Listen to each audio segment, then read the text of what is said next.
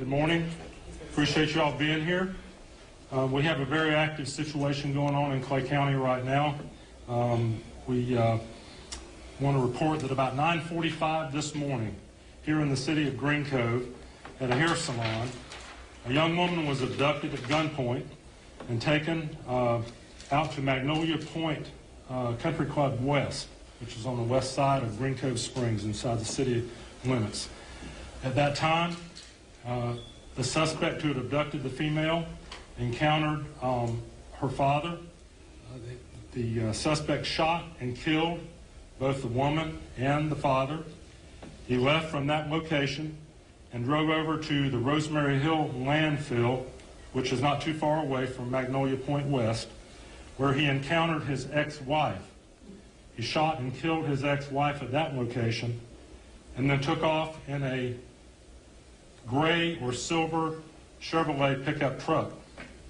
The pickup truck was located at the Lancaster family home on Idlewild Avenue inside the city limits of Green Cove Springs.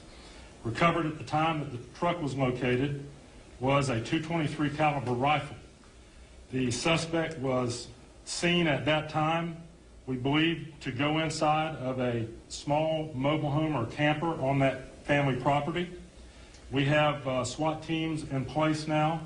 They have collapsed the perimeter somewhat on that location and will be momentarily trying to determine if the suspect is still located at that scene. In the meantime, we would ask that the public take a look at the photograph that has been disseminated. If anyone sees Murray Lancaster, who is a white male, 41 years of age, they are to not approach him. He is considered armed and dangerous. Contact Clay County Sheriff's Office or Green Cove PD by dialing 911.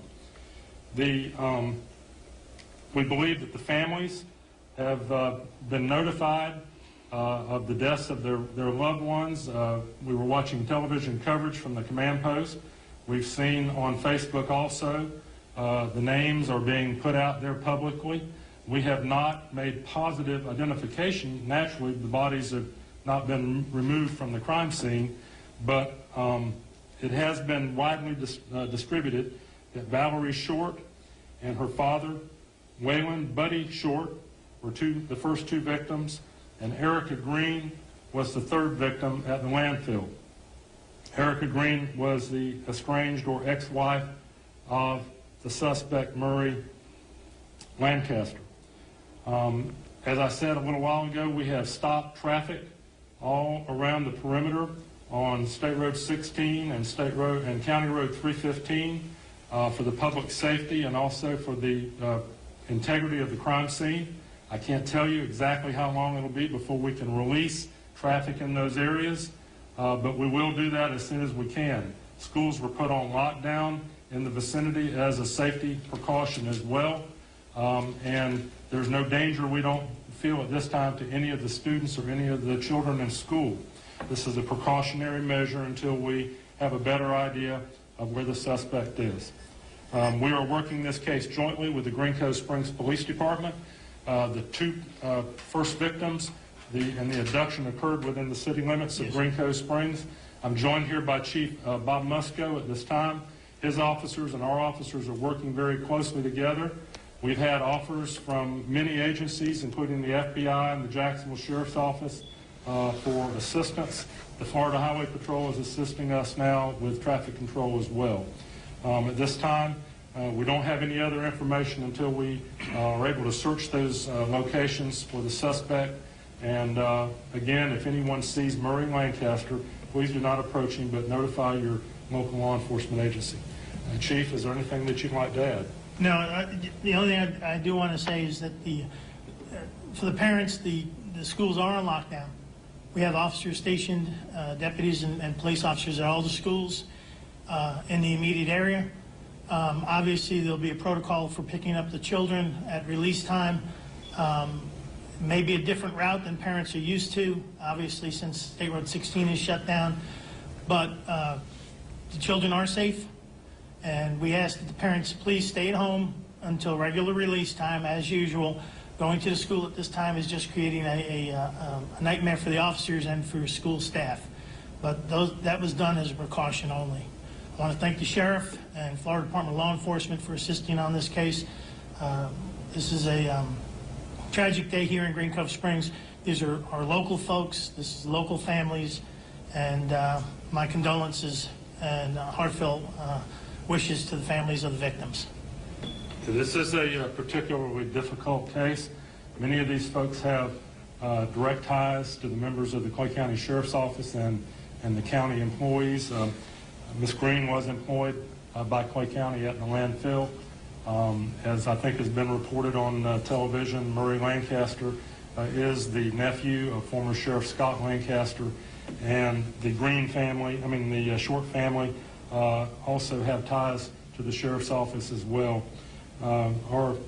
Our thoughts and prayers are with the family and with all those people here in Green Cove. This is a very small community and a tight-knit community, and all of these victims and even the suspect are people who have grown up here, went to school with all of us, and are well thought of, and it's just that compounds the tragedy so much more when you know these folks and when you know their families and you know the pain that this is going to cause. It is a very, very tough time for this community. I can answer maybe one or two questions, not a lot. What's Lancaster's relation to Valerie Short? I don't believe the Lancasters and the Shorts are related. Oh, you mean the suspect? Okay. The Valerie Short and her father. Valerie was his current girlfriend, and I believe he had just been arrested recently on a domestic violence case involving her. That is his current girlfriend, and Erica Green is his ex-wife. Can you reiterate where Murray, the suspect, Murray Lancaster, might be, where the SWAT teams are actually looking? Different locations? Yeah, that was where we believe he left his truck. We know he left his truck there. We think that he is in possibly one of the residences or mobile homes in that area. That's why we have it all locked down right now until we're able to determine for sure. And we will determine at that point whether we collapse the perimeter or expand it. Do you know if any family or friends or anyone in the local area is assisting him? We don't know that, and that's why we're asking for the public's assistance. Anyone that might have had any contact with him by phone or in person, on email, text messaging, anything like that, let us know. It would help us to confine our search area. Did Lancaster have any other type of criminal history? You mentioned just a few minutes ago domestic violence to his recent girlfriend. As far as I know, that was it. Sheriff, I have some questions about Ms. Short. Did she have a restraining order against this suspect, and did she go to a court hearing about it? Was she pregnant? There was a restraining order, and I believe that's the basis for the arrest recently, where the restraining order was violated. Mm-hmm. I don't know any of the other history that you asked me about there. I'm sorry. Can you tell us more about the abduction portion? Are there any more details you can share about that? That happened in the city. I'll let the chief answer that. The abduction happened. He arrived at the place of business, armed, abducted her from the business. We did receive 911 calls and responded to that, and then subsequently it appears that he had took her out west in the western part of the city, where he made contact with the victim's father, who he knew very well. I believe there was a relationship there that the victim trusted Mr. Lancaster. That's why he agreed to meet with him. Chief, what's the name of that business where the hair salon where she was abducted? I don't have that right now. It's right here in Green Cove. I have an address, 805 Orange Avenue.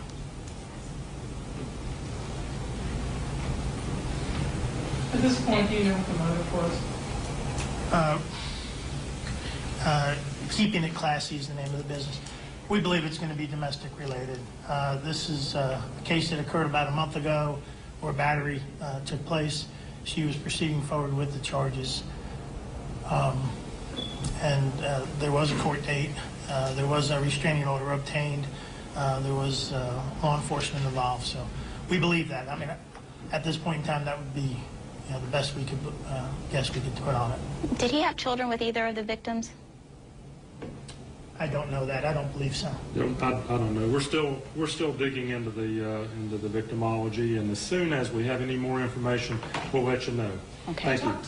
Real quick, last question for you, if this is okay. You talked a little bit about the ties that you had, that Murray Lancaster was the nephew of the former sheriff and the son of the former county commissioner. How difficult is this investigation? What will this investigation look like, knowing that he has ties in this area? Well, of course, we have to set our personal feelings aside and handle this in a professional manner, but many of the people involved in the activity out there know the family. The family, I go to church with them, you know, and grew up with them. It makes it very, very difficult. It's not like you're dealing with strangers. These are people we know, people that we care about, and it makes it more difficult to have to deal with this. At this point, is the former sheriff assisting you all in trying to? I understand he was out of town. He's on his way back now, I've been told, but he was not in the county when this occurred. So you've had interaction before with the suspect, Murray Lancaster. You know, I think the biggest question is everyone wants to know, what is his personality like? Is this some type of behavior that's always been in his background when it comes to criminal history? What is he like as a person? A little bit too premature to be talking about stuff like that, but we'll have more information for you later on. Thank y'all, and get that information out. Appreciate it. Sheriff Rick Beseler. We had a homicide earlier this year involving a suspect who's been arrested and facing first-degree murder right now, but that was drug related.